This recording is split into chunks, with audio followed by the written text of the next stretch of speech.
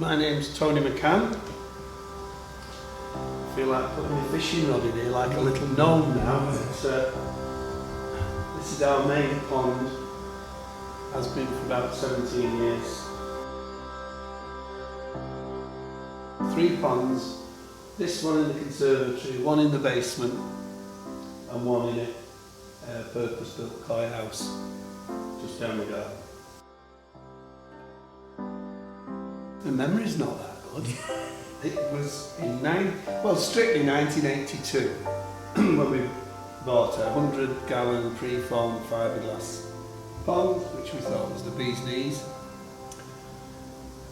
Put a waterfall on it and bought some goldfish, then some koi, because the guy in the shop said koi were hardier, and they were for about a week.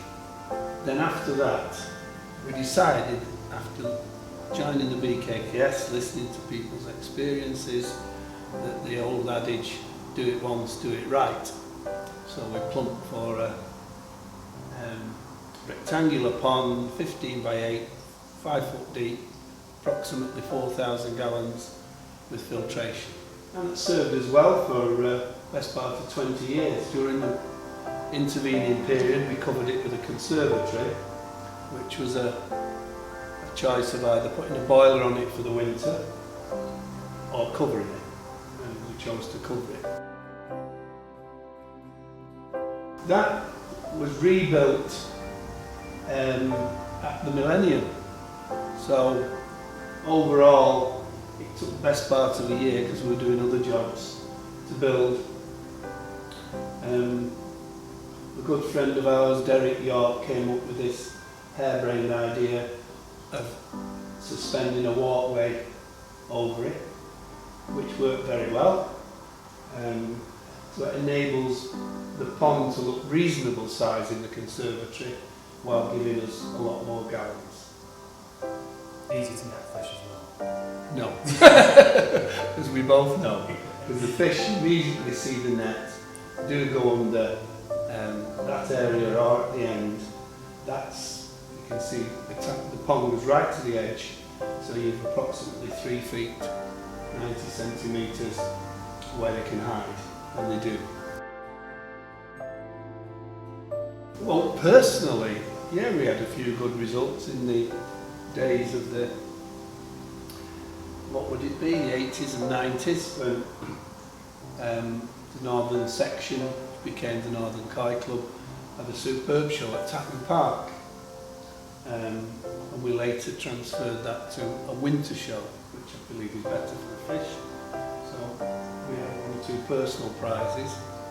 And then in 2004, we changed slightly and began to deal in some fish, resulting from the fact we've been visiting Japan since 1992.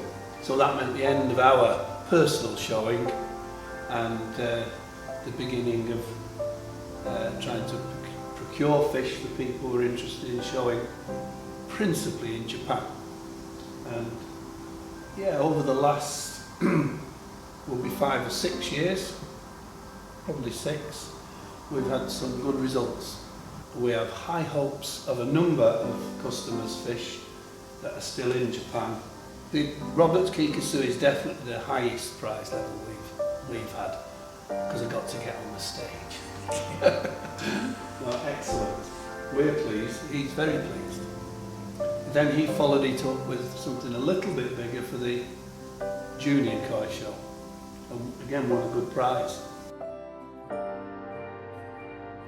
Well, I think the highlight for me and Sue is visiting Japan and involving in the koi, the friendships that we've grown with the breeders, and acquiring really nice fish for customers.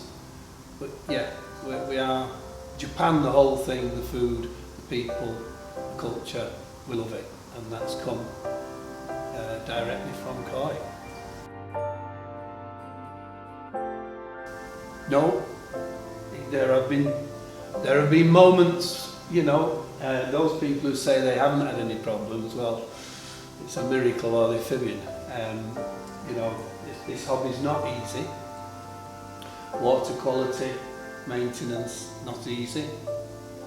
Parasite eradication, not easy. And until you really say you've got on top of those, there can be bad moments. Bacterial infection can pop up and you find yourself injecting or treating a few fish. And yes, it's very depressing, but I've not reached that stage of let's fill it in. I only feed Hikari pellets, and that's a mixture of Hikari wheat germ and Saki Hikari basic. I find, and other people who've adopted a similar feeding regime, much less solid waste, and the benefits of the Saki, I think, can be achieved without 100% Saki, which is a bit expensive. I supplement that with tofu, and the only other thing I would give then is shrimp with shell on. The introduction of the drum filter must be the biggest step forward since the bottom drain. The reduction of maintenance, the ability to go away and arguably leave it without problem, the reduction in the filter, so that the filter is doing its job biologically to remove dissolved pollutants and not getting clogged up with waste, is just magnificent. I use the Profi drum. I've had it for 4 years and I'm a great advocate. There are others out there and I'm sure there will be others introduced. We put a Draco drum on a 2,000 gallon pond last year, and thankfully it's worked without problem. Does the job, half the price,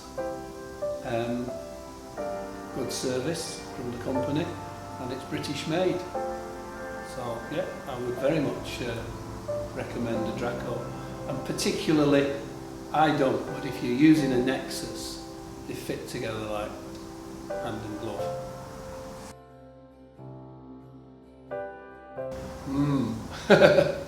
A difficult one. As one's advancing years, it is a physical hobby. Whether or not we remain in this house, God knows what we'll do with the water if we don't, is something under mild consideration. But I've not finished visiting Japan, and hopefully not finished having customers win some superb prizes at the All Japan show. Yeah, we were away, but last week the Yorkshire section visited. I think 18 people visited, 6 ponds. I've read the letter of thanks, thoroughly enjoyed it. Obviously they were blessed with fantastic weather, and you cannot beat going looking at ponds. They don't have to be big, glamorous, high-tech. You'll find some aspect of every pond you think, that's nice. And when you mentioned earlier the highlights, we've been able to do that over the years to ponds in this country, throughout the country, Belgium, Germany, Malaysia, Taiwan, Hong Kong and Japan. And there's no better way of mixing with people and becoming friends with them. So don't just use Facebook or the internet, join a club, and some of those seemingly daft questions that you see asked on Facebook, you've got the answers there with your club.